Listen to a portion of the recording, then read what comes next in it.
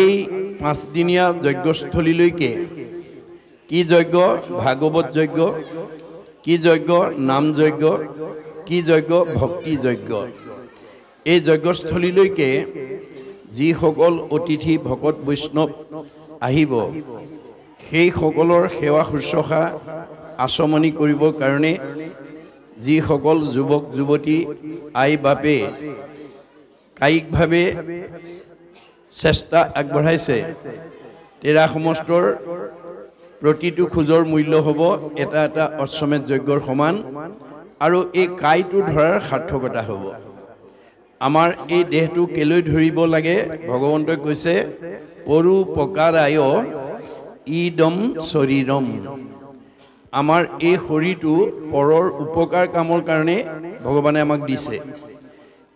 আজিৰ দৰে পাঁচদিনীয়া যজ্ঞ পূৰ্ণ কৰিবৰ কাৰণে যিসকলে অকণমান কষ্ট স্বীকাৰ কৰিছে অলপ সহায় আগবঢ়াইছে এই অনুষ্ঠানটো পাঁচদিনীয়া কাৰ্যসূচীটো পূৰ্ণাংগ নিখুঁতভাৱে সম্পন্ন কৰিবৰ কাৰণে যিসকলে অকণমান ত্যাগ স্বীকাৰ কৰিছে তেওঁলোকৰ কি হ'ব পৰোপকাৰায় পুণ্যম। যে এই অনুষ্ঠানটোৰ উপকাৰৰ কাৰণে আমি যদি অকণমান কায়িকভাৱে নিজক প্ৰয়োগ কৰিব পাৰোঁ তেতিয়াহ'লে আমাৰ এই পাঁচদিনৰ কাৰ্যসূচীত আমি পুণ্য অৰ্জন কৰাৰ স্থল আছে। এই ভাগৱত শাস্ত্ৰ আমি কিয় পঢ়িব লাগে, কিয় শুনিব লাগে, আমি পঢ়িলে শুনিলে আমাৰ কি লাভ হ'ব এই বিষয়ে ভাগৱততে উল্লেখ আছে। কিন্তু আগে প্ৰথমত মহাশাস্ত্ৰ ভাগৱত শুনিওক মহাযত্ন কৰি। বোলে কি হ'ব বিষয়ৰ দুখ যত সকলে কৰিব হত হৰি ভকতৰ সংগ ধৰি। আজিৰ দৰে ভকতৰ সংগত আহি যদি আমি ভাগৱত শুনিব পাৰোঁ আমাৰ পাৰিবাৰিক জীৱন, দাম্পত্য জীৱন, যুগ্ম জীৱন, সাংসাৰিক জীৱনৰ সকলোবিলাক দুখ নাইকিয়া হৈ যাব। এয়াই ভাগৱত শ্ৰৱণৰ মাহাত্ম্য।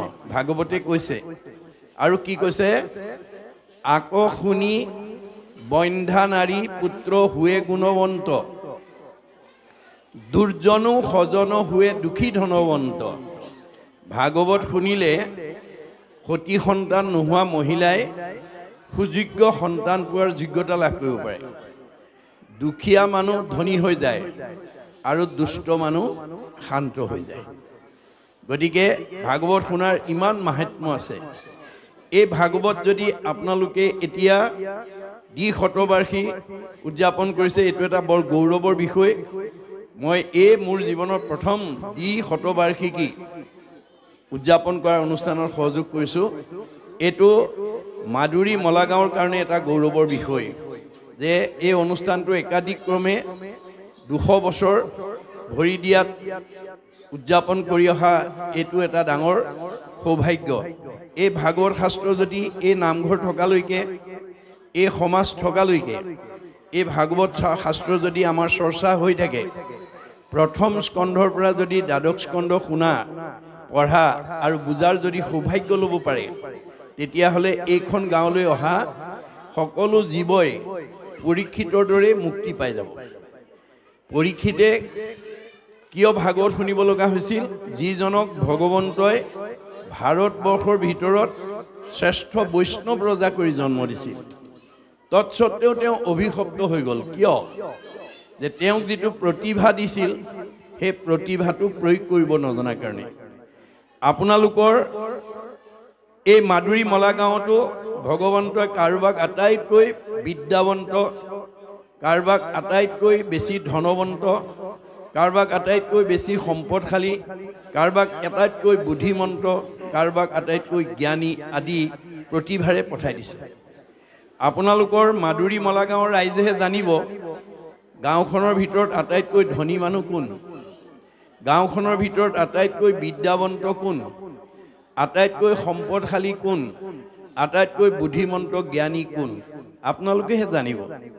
কিন্তু ভগৱন্তই কৈছে মই যে তোমাক মাদুৰী মলাগাঁও ভিতৰত আনতকৈ এটা বেছি প্ৰতিভা দি পঠিয়াইছোঁ, এই প্ৰতিভাটো মোৰ কামত ব্যৱহাৰ কৰিবলৈ শিকিবা। মই মানে তৃণমূল এটা আত্মা, মই মানে পৰিয়াল, মই মানে সমাজ, মই মানে অনুষ্ঠান, মই মানে প্ৰতিষ্ঠান, মই মানে দল, মই মানে সংগঠন, মই মানে জড়জগত, মই মানে জীৱ জগত, মই মানে নিখিল জগত। অহমেবাচ মে অগ্ৰে ন অন্যত সৎ অসৎ পৰম প্ৰচ্ছাদ অহম যু এতৈছ যু অৱশিষ্যতে চুইছয় অহম। আদিত মই, মধ্যত মই, শেষত ময়েই থাকিম। তুমি দেখা জগতখন মিছা, জগত মিথ্যা, ব্ৰহ্ম সত্য, ব্ৰহ্মহে সঁচা, জীৱ ব্ৰহ্ম এব কেৱলম, জীৱই ব্ৰহ্ম। আমি তৃণমূল এটা আত্মাৰ পৰা বিশ্ব ব্ৰহ্মাণ্ডৰ উপকাৰৰ কামত আমাক ভগৱানে দিয়া প্ৰতিভাটো প্ৰয়োগ কৰিব লাগে। যদি আপোনাৰ প্ৰয়োগ কৰাত গণ্ডগোল হয়, আপুনি ময়ো পৰীক্ষিতৰ দৰে অভিশপ্ত হ'ম। গাঁওখনৰ ধনী মানুহ হৈ যদি দুখীয়া মানুহক মনত দুখ পোৱাকৈ কথা কয়, অভিশপ্ত হৈ যাব। গাঁওখনৰ বিদ্যাৱন্ত হৈ যদি বিদ্যাহীনজনক যদি তাচিল্য কৰে, মনত দুখ পোৱাকৈ কথা কয়, অভিশপ্ত হ'ব। পৰীক্ষিতক ভগৱন্তই ভাৰতবৰ্ষৰ ভিতৰত শ্ৰেষ্ঠ বৈষ্ণৱ ৰজা কৰিছিল, কিন্তু প্ৰয়োগ কৰিব নাজানিলে। বৈষ্ণৱৰ বৈশিষ্ট্য কি? শাস্ত্ৰত উল্লেখ কৰিছে, সাধুৰ সেৱা নাম ধৰ্ম কৰিবে কসাৰ, বৈষ্ণৱ বোলয় এহি তত্ত্ব আছে যাৰ। বৈষ্ণৱ গুণসম্পন্ন ব্যক্তিৰ স্বভাৱটো কি? সাধু মহন্ত ভক্ত বৈষ্ণৱৰ প্ৰতি শ্ৰদ্ধা থাকিব আৰু নামৰ প্ৰতি আস্থা থাকিব। এই গুণবিশিষ্ট ব্যক্তিজন ডেকা ল'ৰাই হওক বা গাভৰু ছোৱালীয়ে হওক, বোৱাৰীয়ে হওক বা শাহুৱে হওক, পিতৃয়ে হওক বা মাতৃয়ে হওক, যাৰ মনত এই গুণটো আছে সেইজনক বৈষ্ণৱ বুলি কৈছে। বৈষ্ণৱৰ দ্বিতীয় বৈশিষ্ট্য কি? এনেকৈ নামঘৰত, কোনো ধৰ্ম অনুষ্ঠানত, কোনো নাম পাঠত সমবেতভাৱে বহাৰ পিছত বৈষ্ণৱ গুণসম্পন্ন ব্যক্তিয়ে গ্ৰাম্য কথা নাপাতে, বিষয়ৰ কথা নাপাতে, ইন্দ্ৰিয়ৰ সুখভোগৰ কথা নাপাতে। ভকতৰ বিষয়ত নাহি আসক্তি, কৃষ্ণ কথা শুনিবলৈ সদায় কৰে ৰতি। ভক্ত বৈষ্ণৱে বিষয়ৰ কথা নাপাতে, কেনেকৈ কৃষ্ণ কথা এটা শুনি জন্ম জন্মান্তৰৰ কাৰণে পুণ্য আৰ্জন কৰিব পাৰোঁ তাৰ কাৰণে সদায় অনুৰাগী হৈ থাকে। জগত পাৱন হৰি কথা সমুদায়, ভকতৰ সংগ বিনে আন সংগে নাই। এই জগত পবিত্ৰ কৰিব পৰা মংগলময় কথা ভকতৰ বাদে অন্যত নাপায়। সেইকাৰণে আমাৰ বৈষ্ণৱ গুণসম্পন্ন ব্যক্তিয়ে বিঠা বাক্য নুবুলিব, নামাতিব মিছা, কৃষ্ণ কথা শুনিবলৈ কৰিবে ইচ্ছা। বৈষ্ণৱ গুণসম্পন্ন ব্যক্তিয়ে কেনেকৈ ঈশ্বৰৰ কথা এটা শুনিবলৈ পাওঁ তাৰ কাৰণে সদায় যত্নপৰ হৈ থাকে। 4 নম্বৰ বৈশিষ্ট্যটো কি? নামক জপিয়া ব্ৰহ্ম কৰিবেক মন, নিৰামিষে সদায়ে কৰিব ভোজন। বৈষ্ণৱ গুণসম্পন্ন 100% গুণ লৈ যিটো জীৱ ইয়ালৈকে আহিছে আপোনালোকৰ গাঁৱলৈকে, তেওঁ জন্মৰ পৰাই নিৰামিষ। গতিকে তেওঁ সংস্কাৰী জীৱ, তেওঁ নিজেও উদ্ধাৰ হ'ব, সেই পৰিয়ালটোকো উদ্ধাৰ কৰিবৰ কাৰণে সেই গুণবিশিষ্ট হৈ আহিছে। গতিকে বৈষ্ণৱ গুণসম্পন্ন 100% যাৰ থাকে তেওঁ কেতিয়াও সামিষ নাখায়। কিয়? প্ৰাণী হিংসা কৰিব লাগিব। আমি সামিষ খালেই প্ৰাণী হিংসা কৰিব লাগিব। আমাৰ বেদত কৈছে, নকৰিবা প্ৰাণী হিংসা মনে একোজন, সদায়ে চিন্তিব মাত্ৰ কৃষ্ণৰ চৰণ। আমি প্ৰাণী হিংসা কৰিব নালাগে। কাক কৰিব? যত দেখা ভূত প্ৰাণী সবা হাকে বিষ্ণু মানি, হিংসা এৰি কৰা উপকাৰ। ভগৱন্তই কৈছে, মই চবতে আছো, গুৰি পৰুৱাৰ পৰা গজহস্তিলৈকে, কুকুৰ চিগাৰলৈ গদৰ্ভৰু আত্মাৰাম। দেহটোহে কুকুৰ মেকুৰী গাহৰি, আত্মা কুকুৰ মেকুৰী গাহৰি নহয়। কৰ্ম ফলেহে কুকুৰ মেকুৰী হৈ আছে। গতিকে আমাৰ আত্মাটো কুকুৰ মেকুৰী নহয়। আমি এতিয়া মানুহৰ জন্ম পাইছো, আমাক ভগৱানে কিহৰ কাৰণে দিছে? 4 মুঠি জীৱৰ ভিতৰত শ্ৰেষ্ঠ জীৱ কৰি দিছে। মনুষ্যৰ জন্ম সবাহান্তে শ্ৰেষ্ঠ। গতিকে আমাৰ জীৱটোক 4 মুঠি জীৱৰ ভিতৰত উৰণ বুৰণ গজন ভ্ৰমণ, এই 4 মুঠি জীৱৰ ভিতৰত আমাৰ মানুহক শ্ৰেষ্ঠ জীৱ বুলি কৈছে। বাকী 4টা বিষয়ত ইতৰ প্ৰাণীৰ লগত আমাৰ পাৰ্থক্য নাই। কি কি বিষয়ত নাই? আহাৰ, নিদ্ৰা, ভয়, মৈথুনৈশ্য, সামান্যম এতৎ পশুৰভি নৰানাম। আহাৰ, নিদ্ৰা, ভয়, মৈথুন আমাৰো আছে, গৰু ছাগলীৰো আছে। আমিও আহাৰ খাওঁ, গৰু ছাগলীও খায়।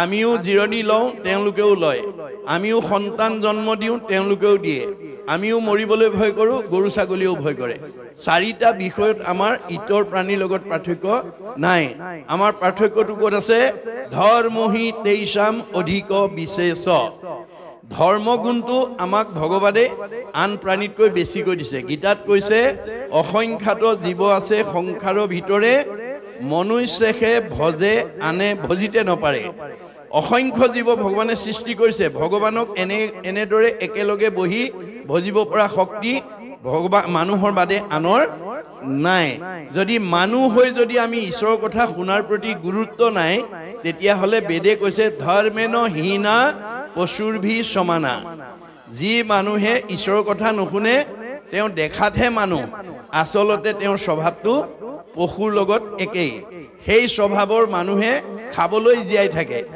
আমাৰ দাৰ্শনিক পণ্ডিতে কৈছে live to eat but not' eat to live আমি আচলতে জীয়াই থাকিবলৈ খাব লাগে খাবলৈ জীয়াই থাকিব নালাগে কিন্তু যিবোৰ মানুহে ঈশ্বৰৰ কথা নকয় নুশুনে নাগায় তেওঁলোকে খাবলৈ জীয়াই থাকে জুতিয়ে বুদ্ধিয়ে দিলেই ভাল নহ'লে কাল গতিকে আমি সেই স্বভাৱ এৰি আমি ঈশ্বৰৰ প্ৰতি ঈশ্বৰৰ কথা শুনিবৰ প্ৰতি গুৰুত্ব দিব লাগিব গতিকে ঈশ্বৰৰ কথাৰ প্ৰতি যাৰ গুৰুত্ব নাই সি মানুহ হৈও পশুৰ দৰে জীৱন যাপন কৰিব লাগিব আৰু আমি মানুহ হিচাপে মিলা প্ৰীতিয়ে থাকিব লাগিব মৰম স্নেহত থাকিব লাগিব একতাৰ দোলেৰে বান্ধ খাই থাকিব লাগিব আমি মানুহৰ জন্ম পাই যদি স্বামী স্ত্ৰীৰ মাজত কাজিয়া কৰি থাকে ককাই ভাইৰ মাজত কাজিয়া কৰি থাকে শাহু বোৱাৰীৰ মাজত কাজিয়া কৰি থাকে সীমা ঘূৰিয়াৰ মাজত কাজিয়া কৰি থাকে সমাজৰ লগত কাজিয়া কৰি থাকে ভগৱন্তই ওপৰৰ পৰা চাই হাঁহি থাকে তোমালোকক মই মানুহৰ জন্ম দিছিলোঁ মিলা প্ৰীতিয়ে থাকিবলৈ মৰম স্নেহত থাকিবলৈ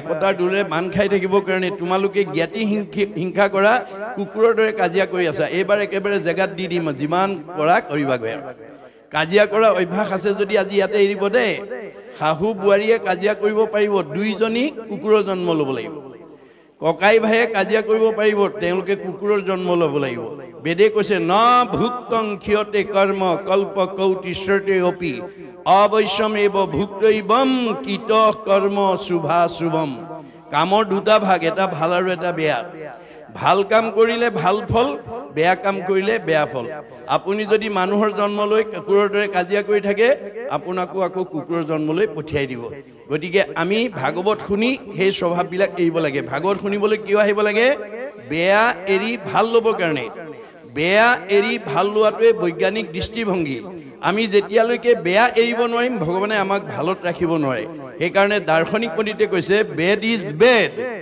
and good is good do bed never never and do good ever ever বেয়াটো সদায় বেয়া তাক ত্যাগ কৰিব লাগিব ভালটো সদায় ভাল তাক আঁকোৱালি ল'ব লাগিব কপিলে মাকক কৈছে জীৱৰ দুৰ্ভেদ্য বাস সংগক কহয় কিন্তু দুৰ্জনৰ সং তেজিবে লাগয় মা তুমি যদি জীৱনত ভাল মানুহ হ'ব খুজিছা বেয়া মানুহৰ সংগ ত্যাগ কৰিব লাগিব সেই সংগ নিতে যদি কৰয় সাধুত মুখ্যৰ দুৱাৰতে বেহুৱে মুকুট এই ধৰণে যদি আমি প্ৰতি বছৰে 4-5 দিনৰ কাৰণে যদি ভাগৱত শুনিবলৈ এইখন গাঁৱৰ জীৱবিলাকে পাই থাকে এইখন গাঁৱলৈ অনাগত দিনত বৃদ্ধ বয়সত বৃদ্ধ পিতৃ মাতৃক বৃদ্ধাশ্ৰমলৈ খেদি পঠিওৱা জীৱ স্বামী স্ত্ৰীৰ মাজত কাজিয়া লাগি থকা জীৱ শাহু বোৱাৰীৰ মাজত কাজিয়া লাগি থকা জীৱ সীমা ঘূৰিয়াৰ লগত কাজিয়া কৰি থকা জীৱ এইখন গাঁৱলৈ আহিব নোৱাৰে মনত ৰাখিব কথাটো পোহৰৰ ওচৰলৈ যেনেকৈ আন্ধাৰ আহিব নোৱাৰাটো বিজ্ঞানসন্মত সত্য মহাপুৰুষৰ মহান অৱদান অমূল্য অৱদান এই নামঘৰত যিবিলাক সমাজত ভাগৱত চৰ্চা হৈ থাকিব ভক্তি চৰ্চা হৈ থাকিব সেইখন গাঁৱলৈ অনাগত দিনত বেয়া জীৱ আহিব নোৱাৰিব আৰু ইতিমধ্যে যদি আহিছে ভাগৱত শুনাৰ লগে লগে সংস্কাৰ হৈ যাব ভাগৱত শুনাৰ লগে লগে সংস্কাৰ হৈ যাব আমি প্ৰত্যেকখন গাঁৱতে আমাৰ এই আপোনাৰ মাদুৰী মলা গাঁৱৰ দৰে আমি যাতে বছৰত এবাৰ হ'লেও যাতে ভাগৱত চৰ্চা কৰিব পাৰোঁ তাৰ প্ৰতি আমি গুৰুত্ব দিব লাগিব ভাগৱত নুশুনা জীৱ মুক্তি পাব নোৱাৰে আমাৰ বিজ্ঞানে স্বীকাৰ কৰিছে এই পৃথিৱীৰ উপৰিভাগত যি বায়ুমণ্ডল আছে তাক প্ৰধানকৈ 3টা ভাগত বিভক্ত কৰি দেখুৱাইছে ট্ৰপস্ফিয়াৰ টেট্ৰস্ফিয়াৰ আইনস্ফিয়াৰক আটাইতকৈ ওপৰৰ স্তৰ বুলি কৈছে বৈতৰণী নদী বুলি কল্পনা কৰা হৈছে ভাগৱত শুনা জীৱ ইমান নিৰ্মল হৈ যাব যে প্ৰয়াণৰ পিছত এই তিনিটা স্তৰ ভেদ কৰি 14 ব্ৰহ্মাণ্ডৰ ওপৰত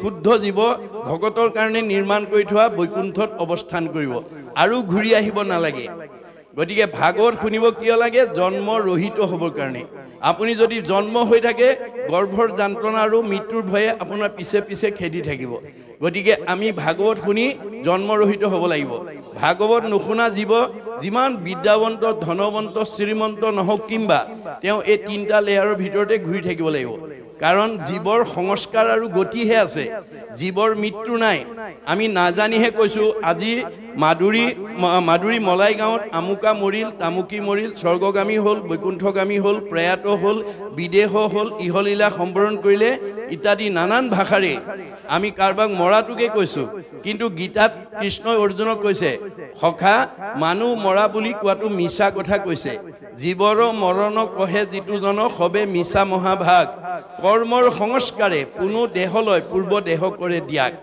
আমাৰ কৰ্ম সংস্কাৰ হয় আমাৰ জীৱৰ সংস্কাৰ আছে আৰু গতি আছে আমাৰ গতিটো কেনেকুৱা গীতাত কৈছে যেন জুকে তীৰ্ণ পাইলে এৰয় অপৰ জীৱৰ দেহৰ জানা সেহি পতন্তৰ এটা শ্ৰেণী জুকে মুখৰ আগত বন এডাল নোপোৱালৈকে পিছৰডাল যেনেকৈ এৰি নিদিয়ে আমাৰ দেহত থকা জীৱটোৱে আন এটা দেহ নোপোৱালৈকে ইয়াৰ পৰা ওলাই নাযায় দ্বিতীয় উপমা দিছে যেন নৱ বস্ত্ৰক পুৰুষে পিন্ধে আগ পুৰাতন বস্ত্ৰ পাছে কৰে পৰিত্যাগ আপুনি ফটা চোলা এটা পিন্ধি আছিল নতুন এটা বজাৰৰ পৰা অনাৰ লগে লগে পুৰণাটো পেলাই আমি যেনেকৈ নতুনটো পিন্ধো তেনেকৈ আমাৰ দেহত থকা জীৱটোৱে এই পুৰণা দেহটো এৰি নতুন দেহলৈ গুচি যাব এতিয়া আপুনি ওপৰলৈ যাবনে তললৈ যাব গতি দুটা হয় ঊৰ্ধ্বগতি নহয় অধোগতি হয় আপগ্ৰেড নহয় ডিগ্ৰেড গতিকে আজিৰ দৰে যদি ভাগৱত শুনি থকা যায় তেতিয়াহ'লে আমাৰ জীৱ সংস্কাৰ হ'ব সংস্কাৰী জীৱই জীয়াই থাকোঁতে শান্তি পাব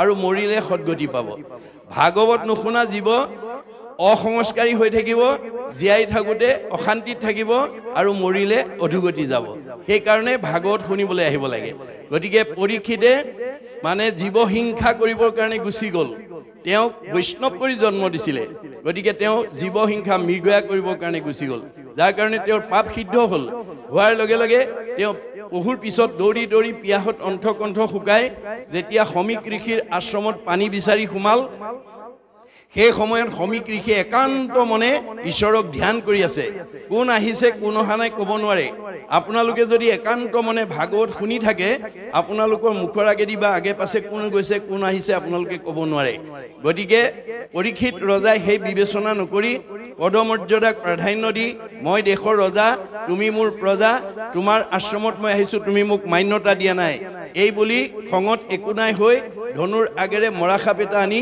সমীক ঋষিৰ ডিঙিত মেৰিয়াই থৈ গুচি গ'ল খবৰটো তেওঁ খেলি থকা পুত্ৰ শৃংগীমুনিয়ে লগৰীয়াৰ মুখে গম পাই দৌৰি আহি দেখিলে হয় পিতাকৰ ডিঙিত কোনোবাই মৰাসাপ আঁৰি থৈ গৈছে তেওঁ অকণো চিন্তা নকৰি খঙত একো নাই হৈ অভিশাপ দি দিলে মোৰ দেউতাৰ ডিঙিত যোনে এনেকৈ মৰাসাপ আঁৰিছে এই তক্ষকে তেওঁ 7 দিনত দংশন কৰি মাৰিব খবৰটো পৰীক্ষিত কৰ্ণগোচৰ হোৱাৰ লগে লগে মৃত্যুৰ ভয়ত ত্ৰস্তমান হ'ল আৰু পুতেক জন্মেজয়ক মাতি আনি ক'লে বোপাই মই কৰ্ম দুখত অভিশপ্ত হলো মোক 7 দিনত তক্ষকে দংশন কৰিব মোৰ মৃত্যু অনিবাৰ্য এই সপ্তদিবা পৃথিৱী পৰিচালনাৰ দায়িত্ব মই তোমাৰ ওপৰত অৰ্পণ কৰিলো আৰু মই কিবা প্ৰকাৰে তক্ষকৰ দংশনৰ পৰা নিজক বচাব পাৰো নেকি কালৰ হাতৰ পৰা মৃত্যুৰ হাতৰ পৰা মই নিজক বচাব পাৰো নেকি মই উপায় বিচাৰি যাওঁ এই বুলি ক'ত গ'ল গংগাৰ পাৰত গৈ আশ্ৰয় ল'লে আমাৰ এতিয়া প্ৰশ্ন হ'ল পৰীক্ষিতে যদি তক্ষৰ হাতৰ পৰা কালৰ হাতৰ পৰা মৃত্যুৰ হাতৰ পৰা যদি গংগাৰ আশ্ৰয় ল'ব লাগে তে আমি ল'ব লাগে নে নালাগে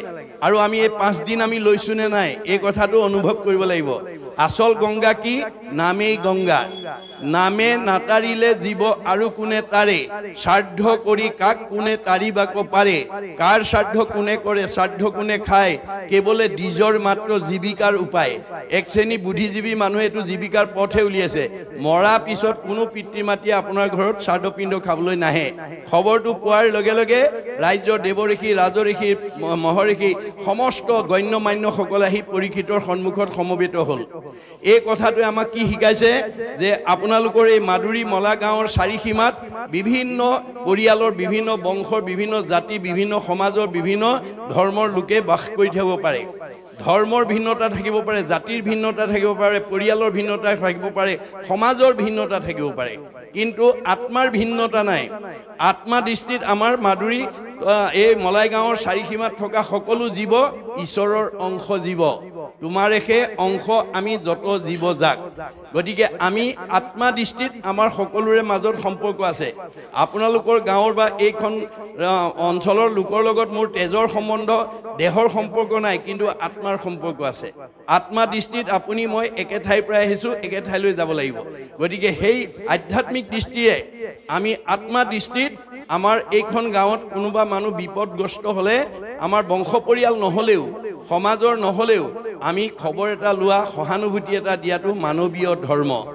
গতিকে পৰীক্ষিতে সকলোকে সন্মুখত দেখা পোৱাৰ লগে লগে সাহস পালে, প্ৰেৰণা পালে আৰু প্ৰশ্ন কৰিলে, কোৱা দেৱঋষি, কোৱা ৰাজঋষি, কোৱা ব্ৰহ্মঋষি, কোৱা ঋতিজ, কোৱা গণ্যমান্যসকল, মই কি কৰিলে তক্ষকৰ দংশনৰ পৰা নিজক বচাব পাৰিম? ৰজাৰ প্ৰশ্ন শুনি প্ৰত্যেকে নিজা নিজা উত্তৰ দিলে। কোনোৱে ক'লে তপ কৰা, কোনোৱে ক'লে জপ কৰা, কোনোৱে ক'লে যজ্ঞ কৰা, কোনোৱে ক'লে দান কৰা, কোনোৱে ক'লে তীৰ্থ কৰা, কোনোৱে ক'লে স্নান কৰা। নানা ঋষিৰ নানা মত, নানা ঋষিৰ নানা মতে পৰীক্ষিতৰ মৃত্যু ভয় আঁতৰ কৰিব নোৱাৰিলে। কিয়?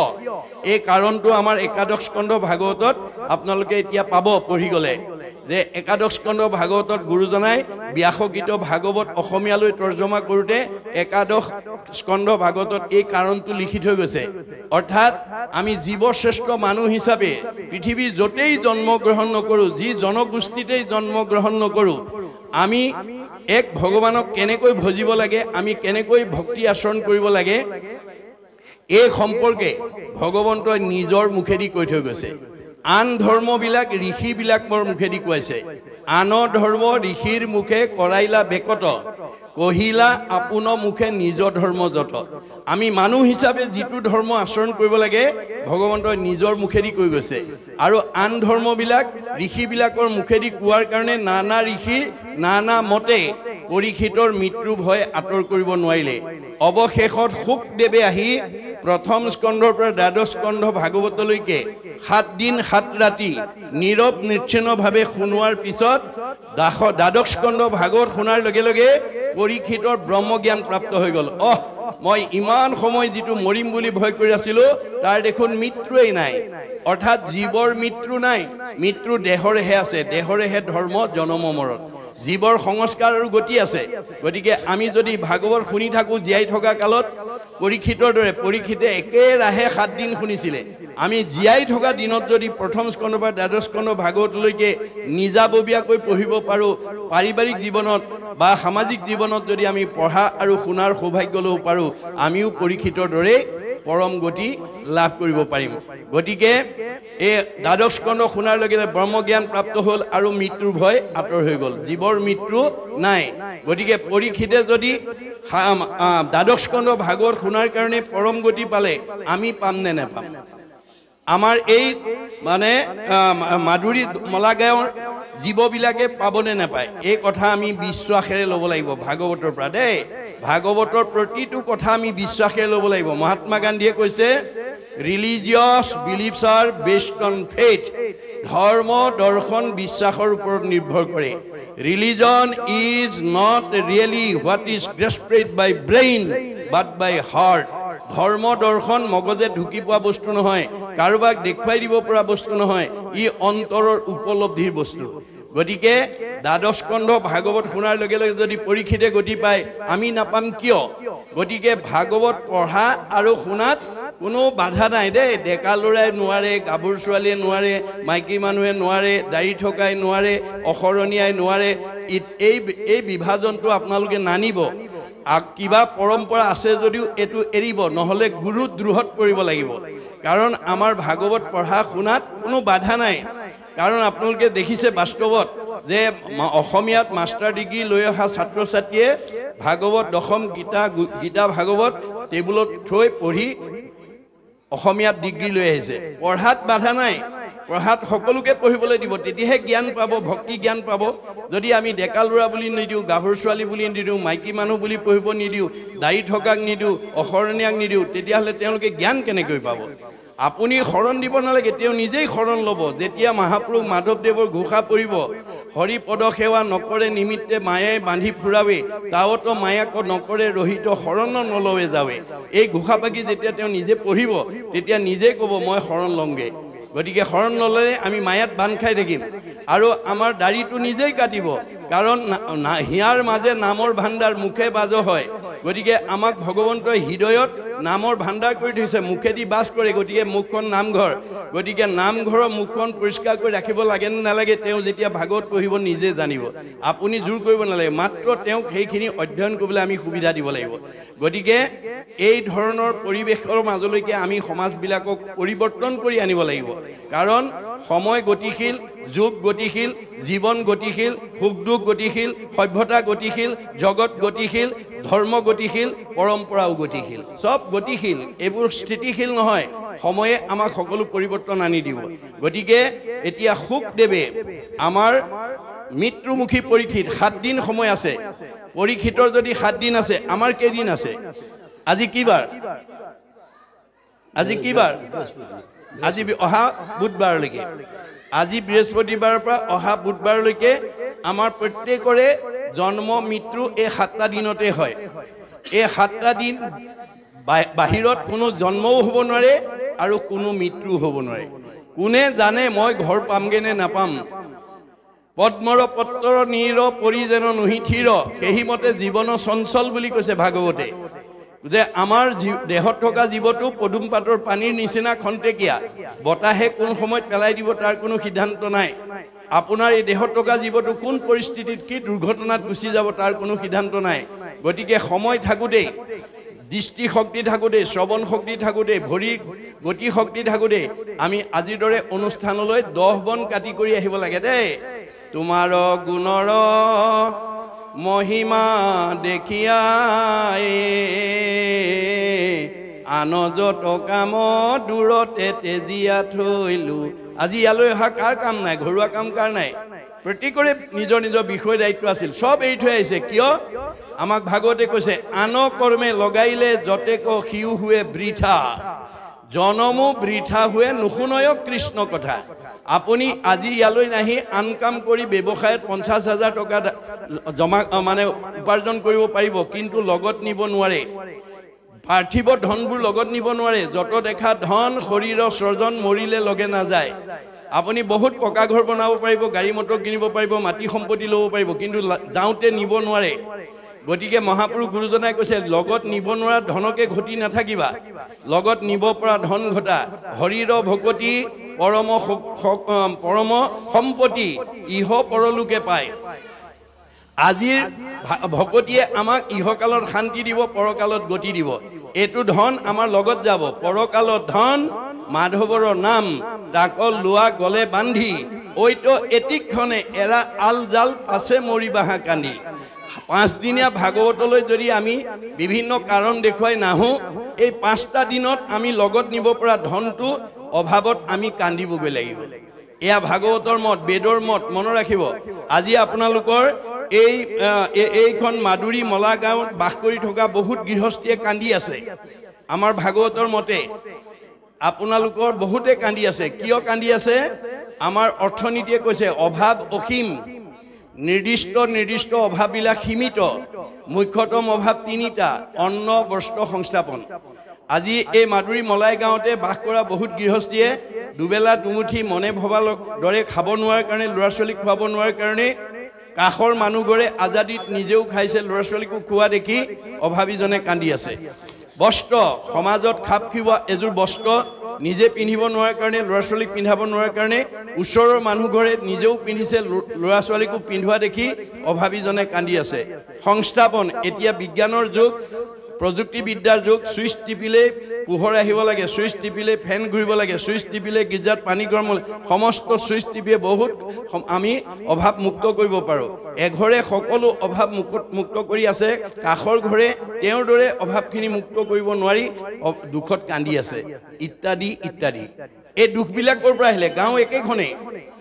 আমাৰ দুখবোৰ বেলেগ বেলেগ, সুখবোৰ চবৰে একেই বুলি কৈছে। আমাৰ দাৰ্শনিক পণ্ডিত কৈছে all happy families R alike. পৃথিৱীত যিমানবোৰ সুখী মানুহ অকল মাধুৰী মলাই গাঁৱেই নহয় পৃথিৱীত যিমানবিলাক সুখী মানুহ আছে সব একেই বুলি কৈছে all happy families R alike but unhappy families are unhappy in their own fashion পৃথিৱীত যিমানবিলাক দুখী মানুহ আছে সবৰে দুখবোৰ বেলেগ বেলেগ মই পৃথিৱীৰ কথা বাদ দিলো আজি মাধুৰী মলাই গাঁৱত অনুষ্ঠান কৰিছো আপোনালোকৰ গাঁওখনকে উদাহৰণ হিচাপে দাঙি ধৰিব খুজিছো আপোনালোকৰ এইখন গাঁৱত বাস কৰি থকা এখেতে যদি পকা ঘৰ বনাই গাড়ী মটৰ কিনে দামী পোছাক পিনে দামী আহাৰ খাই এখেতৰ ভাল লাগিব তেখেতৰ ভাল লাগিব তেখেতৰ ভাল লাগিব ভাল লগাত কোনো পাৰ্থক্য নাই কিন্তু বেয়া লগাবিলাক মাধুৰী মলাই গাঁৱৰ কোনোবা দম্পতীয়ে বিয়া পাতিছে সতি সন্তান হোৱা নাই হেতু দম্পতী হেতু দুখ কাৰবাৰ ল'ৰা আছে ছোৱালী নাই হেতু দম্পতী হেতু দুখ কাৰবাৰ ছোৱালী আছে ল'ৰা নাই হেতু দম্পতী হেতু দুখ কাৰবাৰ স্বামী স্ত্ৰীৰ মাজত মনোমালিন্য হৈ থাকে হেতু দম্পতী হেতু দুখ কাৰবাৰ শাহু বোৱাৰীৰ মাজত মনোমালিন্য হৈ থাকে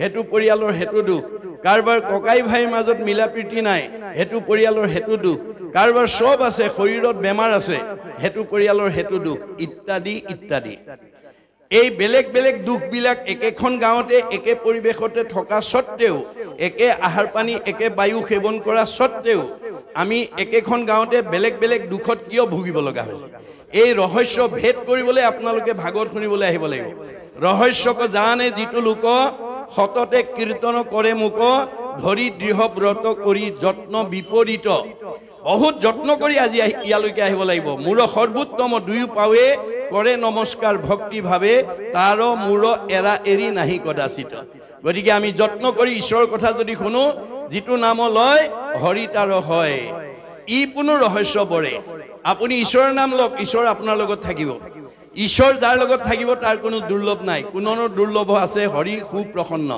এই কথা জানিবৰ কাৰণে আমি আহিব লাগিব গতিকে আপোনাৰ দুখবিলাক সদায় ভুগি থকাটো কাৰো কাম্য নহয় আপুনি কোনেও সদায় দুখত থকাটো আমি নিবিচাৰো আমি সুখ বিচাৰো কিন্তু ভগৱানে কৈছে তুমি সুখ বিচাৰিলে পোৱা বস্তু নহয় সুখ আৰু দুখ কৰ্মৰ লগত জড়িত কৰে শুভা শুভ কৰ্ম গুণৰ ইচ্ছাই কৰ্ম ফলে জীৱে সুখ দুখ পায় আপুনি ভাগৱত শুনি কৰ্মটো শুদ্ধ কৰি ল'ব লাগিব আপুনি বেয়া কাম কৰিব নালাগিব আপোনাৰ কাষৰ মানুহ ঘৰ ধনী হোৱা দেখি ল'ৰা ছোৱালীকেইটা পঢ়া শুনাত আগবাঢ়ি যোৱা দেখি আপুনি হিংসা কৰিলে নহ'ব আপুনি যদি হিংসা কৰে তেতিয়াহ'লে আপোনাৰ মনৰ বাঞ্ছা কেতিয়াও ভগৱানে পূৰণ কৰি নিদিব দশম স্কন্ধত কৈছে শেষ দশমত ভগৱন্ত কৃষ্ণ নিজে কৈছে অপৰৰ সম্পদ দেখি মৰে যেন চক্ষু পুৰি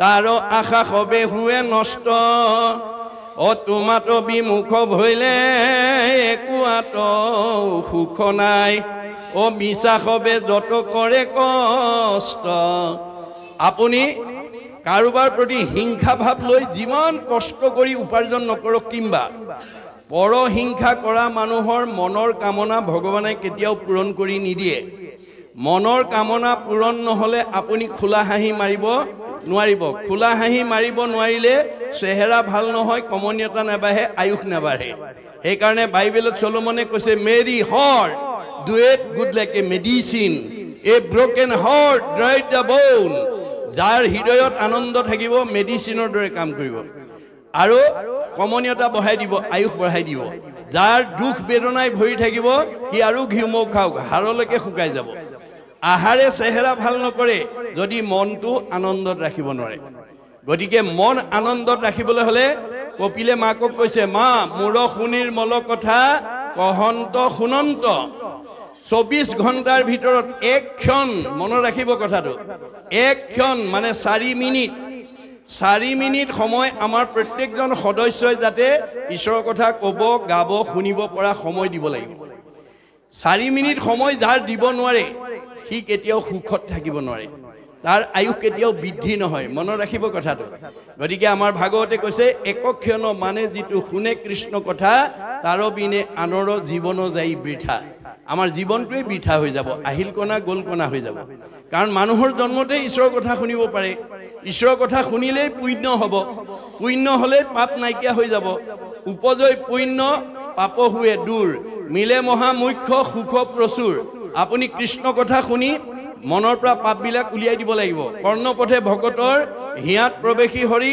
দুৰ্বাসনা হৰে সমস্তয় জলৰ যতেক মল যেহেন শৰতকালে স্বভাৱতে নিৰ্মল হয় শৰৎকালৰ পানীৰ দৰে কৃষ্ণ কথা শুনা মানুহ ডেকা ল'ৰাই হওক গাভৰু ছোৱালীয়ে হওক বোৱাৰীয়ে হওক জীয়াৰীয়ে হওক তেওঁ মনবিলাক নিৰ্মল হৈ যাব পবিত্ৰ হৈ যাব কাৰণ কৃষ্ণ কথা কাণেদি সোমোৱাৰ লগে লগে দুৰ্বাসনা ওলাই যাব এই খালী বটলটোত পানী ভৰাই দিয়াৰ লগে লগে ইয়াৰ ভিতৰৰ বায়ুটো ওলাই যাব এইটো যেনেকৈ বিজ্ঞানসন্মত সত্য গতিকে আমাৰ কৃষ্ণ কথা নুশুনা মানুহ কেতিয়াও কলিমল মায়ামলৰ পৰা মুক্ত হ'ব নোৱাৰে আমাৰ মনটোক কলি আৰু মায়ামলে ঢাকি আছে বুলি কপিলে কৈছে মা তোমাৰ মনৰ এপিঠিত কলিমল এপিঠিত মায়ামল লগাই থৈছোঁ গতিকে এই আকাশত যেতিয়ালৈকে ডাৱৰ থাকিব তেতিয়ালৈকে আমি সূৰ্যক দেখা নাপাওঁ ঠিক তেনেকৈ আমাৰ মনত যদি এটা পিঠিত কলিমল আৰু আনটো পিঠিত মায়ামল থাকে আমি নামঘৰলৈ আহিব নোৱাৰোঁ ঈশ্বৰ সেৱা কৰিব নোৱাৰোঁ ভাগৱত শুনিবলৈ আহিব নোৱাৰোঁ ভকতৰ সংগলৈকে আহিব নোৱাৰোঁ মনত ৰাখিব কথাটো গতিকে এই কলিমল মায়ামলৰ বৰ্ণনা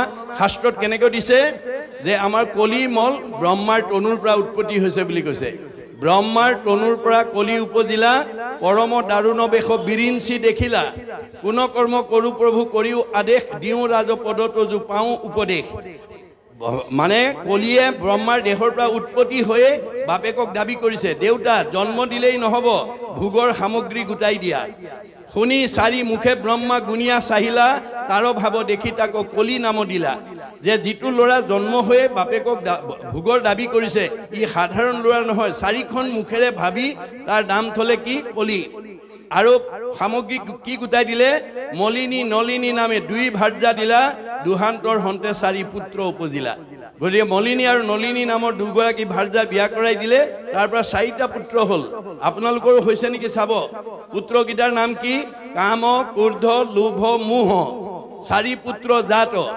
গৰ্ব অহংকাৰ দুই মন্ত্ৰী যে সাক্ষাৎ কাম ক্ৰোধ লোভ মোৰ চাৰিটা পুতেক গৰ্ব অহংকাৰ হৈছে বুদ্ধি দিয়া মন্ত্ৰী দম্ভ দেশ ইৰিষা অসূয়াক চাৰিজন সেনাপতি পাতি দিলা ব্ৰহ্মাৰ বচন এইকেইটা আগৰণুৱা পাতি দিলে হিংসা পৈক্ষন্য ইৰিষা মদ মৎসৰক লহকৰ পাতি দিলা কলি দুৰ্মদক এইকেইটাক লগৰীয়া পাতি দিলে এই সেই কলি পৰিয়ালত কিমান সদস্য 16জনীয়া সদস্য ক'ত থাকে আমাৰ শাস্ত্ৰই কৈছে মনৰ লগত থাকে এহি 16জন তৰিবে নোৱাৰে লোক এহি সে কাৰণ এই কলিৰ বেয়া গুণকেইটা যাৰ মনত অৱস্থান কৰি থাকিব সি ভাল চিন্তা কৰিব নোৱাৰিব এইটো মনৰ এটা পিঠিৰ মল আনটো পিঠিত আকৌ মায়াৰ মল লগাই থৈছে ভগৱানে মায়াৰ মলতো 16টা বেয়া গুণ আছে কি দম্ভ দৰ্প পৰ নিন্দা অভিমান তিৰস্কাৰ লোভ মোহ কাম ক্ৰোধ গৰ্ব